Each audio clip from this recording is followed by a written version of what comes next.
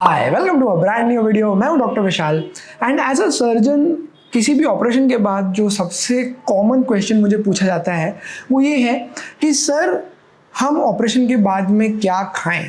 Sir हम अंडा खा सकते हैं? हाँ खा सकते हैं। चीकू खा सकते हो?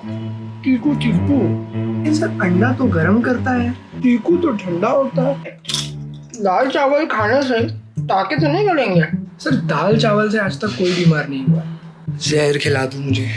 आज इस वीडियो में हम इसी क्वेश्चन का आंसर समझने की कोशिश करेंगे, जहाँ पे फर्स्ट पार्ट में हम ये समझेंगे कि किसी भी सर्जरी के बाद, ऑपरेशन के बाद आपके बॉडी में क्या चेंजेस आते हैं। सेकंड में हम ये समझेंगे कि आपको कौन सी चीज़ें खानी चाहिए। थर्ड में हम समझेंगे कि आपको कौन सी चीज़ें नहीं खानी चाहिए। एंड लास्ट में मैं आपको कुछ ऐसी हैबिट्स या कुछ आदतें बताना चाहूँगा जिससे कि आप हमेशा के लिए छोटी मोटी बीमारियों से दूर रह सकते हैं और एक हेल्दी ईटिंग हैबिट डेवलप कर सकते हैं। स्पेशली सर्जरी के बाद आपके बॉडी की मेटाबॉलिक रिक्वायरमेंट्स बढ़ जाती हैं। कहने का मतलब कि जब हम ऑपरेशन करते हैं तो हम बॉडी के ऊपर एक तरीके का घाव या वूंड बनाते हैं। अब एज अ पेशेंट आपको पता है कि ये आपके भले के लिए है, एज अ डॉक्टर मैंने बनाया है बिकॉज मैं आपको ठीक करना चाहता हूँ, बट हमारी बॉडी को इनके बीच में फ़र्क नहीं समझता है। हमारी बॉडी के लिए हर एक वूंड, हर एक घाव जो है वो कोई ऐसी चीज़ है जिसको वो रिपेयर करना चाहती है। एंड किसी भी घाव या वूंड को रिपेयर करने के लिए बॉडी को काफ़ी सारे रिसोर्सेज लगते हैं। उसे प्रोटीन लगता है, कोलेजन लगता है, अलग अलग मिनरल्स लगते हैं, अलग अलग विटामिन्स लगते हैं। एंड जब ये सारी चीज़ें एकदम प्रचुर मात्रा में उपलब्ध होती हैं तो ही आपकी बॉडी ठीक से रिकवर या हील हो पाती है। तो कोई भी ऑपरेशन के बाद अगर आपके डॉक्टर ने आपको खाना अलाउ किया है, अगर आपके पास उनकी क्लियर परमिशन है कि यस अब आप फुल डाइट खा सकते हैं, तो कुछ कुछ चीज़ें अगर हम अपनी डाइट में ऐड कर दें तो हमारी रिकवरी ज़्यादा अच्छी हो सकती है। आपको अपने डॉक्टर से पूछना होगा कि क्या सब कुछ खाना अलाउड है या उसमें कोई रेस्ट्रिक्शंस है। मैं जो ये एडवाइस दे रहा हूँ ये जनरली उन ऑपरेशंस के लिए है जिनके बाद कोई डाइट रिलेटेड रेस्ट्रिक्शंस नहीं होते हैं। सबसे पहली चीज़ जो आपको अपनी डाइट में इंक्लूड करनी है या बढ़ानी है वो है प्रोटीन। प्रोटीन के कई सारे सोर्सेज हो सकते हैं, vegetarian sources, non vegetarian sources. मैं इनकी डिटेल में नहीं जाऊंगा, आप ये आसानी से गूगल करके पता कर सकते हैं। बट आपकी डाइट में एटलीस्ट 25 to 30% कैलोरीज प्रोटीन से आना ज़रूरी है, बिकॉज प्रोटीन हमारे वूंड को हील करने के लिए बहुत ज़रूरी होता है। वो एक तरीके का बिल्डिंग ब्लॉक है जिससे कि आपके टिश्यूज़ धीरे धीरे डेवलप होंगे, रीजनरेट होंगे एंड आपका घाव भरेगा।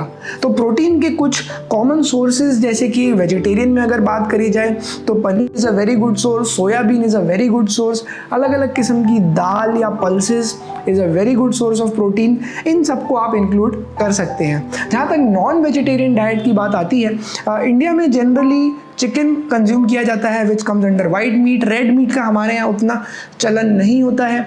Fish is a very good source जो कि अगेन वाइट मीट में आता है, आप उसको इंक्लूड कर सकते हैं। Eggs is a very good source of protein जो आई बिलीव कि वेजिटेरियन नॉन वेजिटेरियन दोनों ही खा सकते हैं।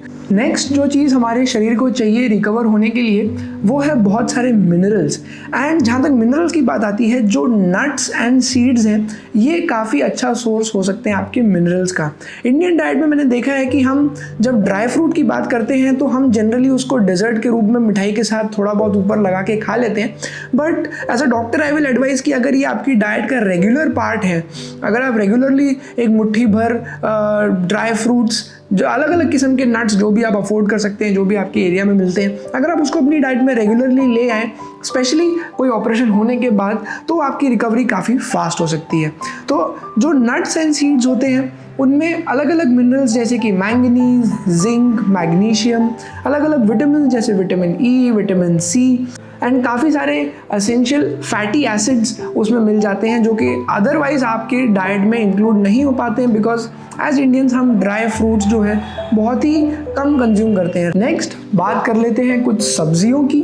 मैं आपको कोई लिस्ट देना नहीं चाहता हूँ, ना कि आप कमेंट में मुझे पूछेगा कि क्या मैं अपने ऑपरेशन के बाद बैंगन खा सकता हूँ या मैं केला खा सकता हूँ या नहीं खा सकता हूँ, संतरा खाऊँ या नहीं खाऊँ, तो उसका आंसर मेरे पास नहीं होगा। बट इन जनरल जो चीज़ मैंने देखी है कि पेशेंट्स गलती करते हैं वो है कि उनकी डाइट में इनफ वेजिटेबल्स नहीं होती हैं, एंड जो वेजिटेबल्स होती भी हैं वो उनको इस तरीके से पकाया जाता है कि उसकी सारी न्यूट्रिशन जो है वो ख़त्म हो जाती है। ग्रीन वेजिटेबल्स में एक केमिकल होता है TNF अल्फा नाम का, जो कि आपके इन्फ्लेमेशन को कंट्रोल करने में मदद करता है। यानी कि एक बार आपका बॉडी जब रिकवर हो रही है तो जो घाव भरता है वो ऐसे डायरेक्टली गम के जैसे चिपक नहीं जाता है, वहाँ पे काफ़ी सारे रिएक्शंस हो रहे होते हैं, काफ़ी इन्फ्लेमेशन यानी कि जलन वगैरह हो रही होती है।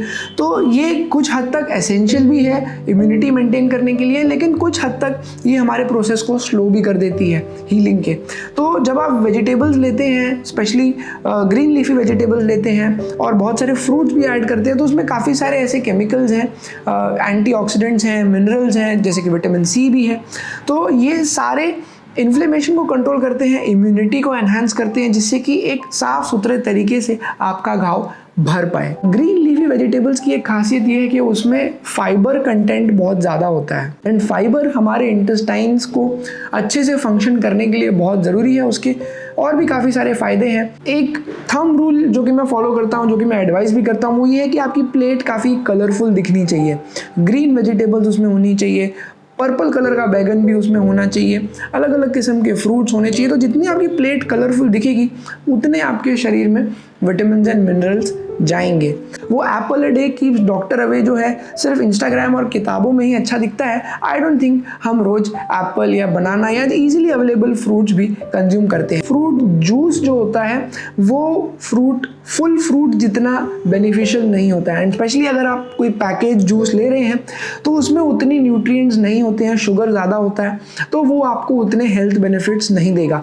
ऑपरेशन के बाद बिकॉज उन्हें भूखा रखा जाता है, आप कह सकते हैं स्टार्विंग रखा जाता है ऑपरेशन के लगभग 24 घंटे पहले, 36 घंटे पहले। तो पहली चीज़ वो जो पूछते हैं कि मैं चाय या बिस्किट खा लूँ या मैं कोई कॉफ़ी पी लूँ, तो उससे उनकी एसिडिटी बढ़ जाती है, तकलीफ बढ़ जाती है। तो फ्रूट्स अगर आप उससे अपना फास्ट ब्रेक करेंगे तो एसिडिटी वाली जो समस्या है वो सॉल्व हो सकती है। एंड रिमेंबर, आपकी सर्जरी के बाद हम भी आपको काफ़ी सारी दवाइयाँ दे रहे होते हैं, एंटीबायोटिक्स चल रही हैं, पेन किलर्स चल रही हैं, अलग अलग किस्म की चीज़ें दी जा रही हैं। तो ये सारे भी अपनी तरफ से एसिडिटी कॉज करने की कोशिश करते हैं। तो इन सबको ध्यान रखते हुए फ्रूट्स जो है वो सबसे सेफेस्ट ऑप्शन होता है अगर आप अपनी डाइट शुरू करना चाहते हैं। लास्टली, हाइड्रेशन भी उतना ही ज़रूरी है जितना खाना ज़रूरी है। आप मानेंगे नहीं, बहुत सारे पेशेंट हॉस्पिटल पहुंचते हैं सिर्फ इस वजह से बिकॉज वो डिहाइड्रेटेड है। हम खाना खाने पे इतना ध्यान देते हैं कि हम पानी पीना भूल जाते हैं। एंड आजकल इंटरनेट पे दुनिया भर की सोर्सेज से हेल्थ इन्फॉर्मेशन आने के बाद से सिंपल चीज़ पानी पीने जैसी चीज़ भी काफ़ी कॉम्प्लिकेटेड हो गई है। अगर आप कमेंट सेक्शन पढ़ें, आप वीडियो देखें, तो आपको अलग अलग तरीके के नुस्खे मिल जाएंगे कि आप गर्म पानी पीजिए, आप सुबह उठ के 3 ग्लास पीजिए, आप भगोना भर के पीजिए, आप उसमें नींबू डाल लो, हनी डाल लो, तुलसी डाल लो, और खड़े होके मत पियो, बैठ के मत पियो। तो इतने सारे कन्फ्यूजन के चक्कर में लोग पानी पीना ही भूल जाते हैं। बट मेरी सिंपल एडवाइस ये होगी कि आप कम से कम अपने शरीर में 3 से 4 लीटर पानी किसी भी समय में पी लीजिए, चाहे वो खाने की इमीडिएटली बाद है, खाने के पहले है, खाने के 1 घंटे बाद है।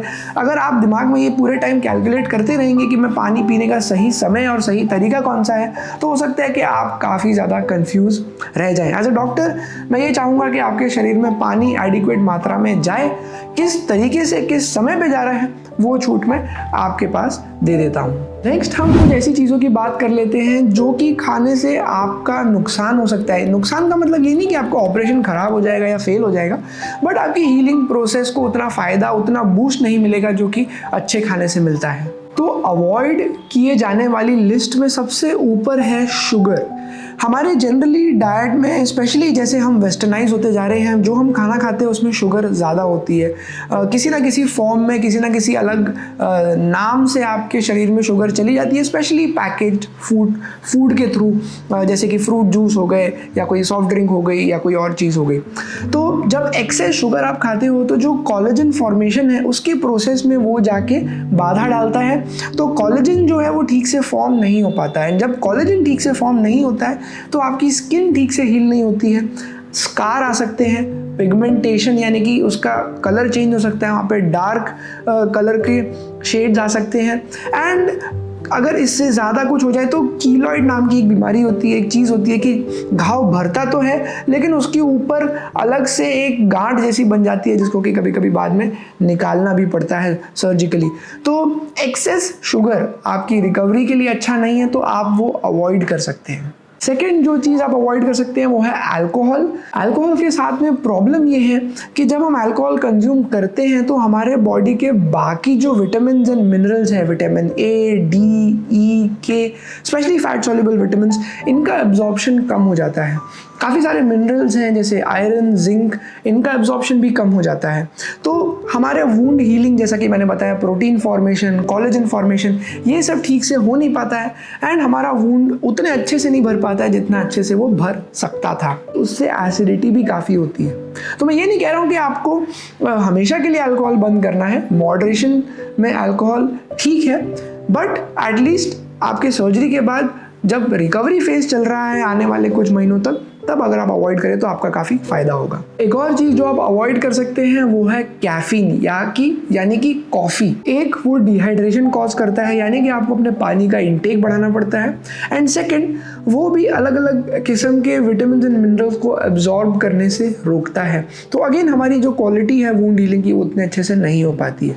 तो माय सजेशन इसकी मॉडरेशन में कॉफ़ी ठीक है, बट अगर आप कोई ऐसे व्यक्ति हैं जो कि दिन के 10 कप कॉफ़ी पीते हैं, उसके बिना रह ही नहीं सकते, तो समय आ गया है कि आप उसको थोड़ा रेस्ट्रिक्ट करना शुरू कर दें। अवॉइड करने वाली चीज़ में आप जंक फूड या फास्ट फूड को भी ऐड कर सकते हैं, स्पेशली वो खाना जो कि हाईली प्रोसेस्ड रहता है।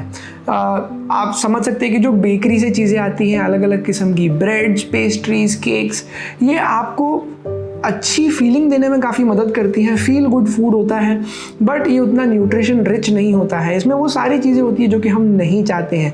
बहुत ज़्यादा शुगर, बहुत ज़्यादा रिफाइंड कार्बोहाइड्रेट्स जो कि न्यूट्रिशन वैल्यू ज़ीरो है बट आपके डाइजेशन में काफ़ी मुश्किल है, उससे आपका स्टमक अपसेट हो सकता है, आपको अलग अलग डाइजेस्टिव प्रॉब्लम्स आ सकती हैं। अगर आप रिकवर हो रहे हैं सर्जरी से तो आप नहीं चाहेंगे कि आप कुछ और एडिशनल प्रॉब्लम में फंस जाएं। लास्ट में कुछ ऐसी आदतें, कुछ ऐसी टिप्स जो कि आपको लाइफ लॉन्ग मदद कर सकती है एक हेल्दी बैलेंस्ड डाइट खाने में। बैलेंस्ड डाइट किसे कहते हैं ये आपके लिए समझना बहुत ज़रूरी है कि उसमें 20 to 30% फैट है, 20 to 30% उसमें प्रोटीन्स है, 20 to 30% उसमें कार्बोहाइड्रेट्स है, मिनरल्स है, मैक्रोन्यूट्रिएंट, माइक्रोन्यूट्रिएंट।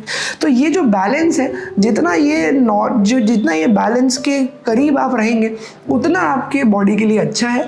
जैसे जैसे हम इस बैलेंस से डिविएट होते जाते हैं, हम कोई एक चीज़ को बहुत कम करने की कोशिश करते हैं, कोई एक चीज़ को बहुत बढ़ाने की कोशिश करते हैं, तो जाके सारी diet related, recovery related, immunity related problems शुरू होने लगती हैं। जितनी नेचुरल चीज़ें हैं, जैसे अलग अलग फ्रूट्स, अलग अलग वेजिटेबल्स, एक सिंपल गूगल सर्च आपको बता देगी कि इसमें क्या क्या न्यूट्रिएंट्स होते हैं। मेरा कमेंट सेक्शन अक्सर इन क्वेश्चंस से भरा रहता है कि मैं क्या पोमोग्रेनेट खाऊं अपने ऑपरेशन के बाद, या मैं बनाना खाऊं, या मैं नारियल खाऊं, या मैं नहीं खाऊं। तो अगेन इसका कोई क्लियर आंसर नहीं है, ऐसा कोई मेडिकल जर्नल या कोई ये पब्लिश नहीं है, एटलीस्ट मेरी नॉलेज में तो नहीं है कि फलाने ऑपरेशन के बाद आपने ये फल खाया तो कोई नुकसान हुआ या कोई बहुत एक्स्ट्रा फ़ायदा हुआ। बट जनरली अगर आपको कभी डाउट है तो आप गूगल कर सकते हैं। फ्रूट्स एंड वेजिटेबल सबसे सेफेस्ट ऑप्शन है, उनमें कोई कन्फ्यूजन नहीं है। एंड आई डोंट थिंक ऐसी कोई भी ऑपरेशन या सर्जरी मैं जानता हूँ जो कि फेल या ख़राब हो जाती है किसी गलत फ्रूट के खा लेने से या गलत किसी वेजिटेबल के खा लेने से। लास्टली, अगर आपने वीडियो यहाँ तक देख लिया है तो इस चैनल को सब्सक्राइब कर दीजिए, वीडियो को लाइक कर दीजिए, शेयर करके दूसरों की भी मदद कर दीजिए एंड मुझे और सजेशन बताइए जिनके बारे में मैं वीडियो बना के आपकी मदद कर सकता हूँ।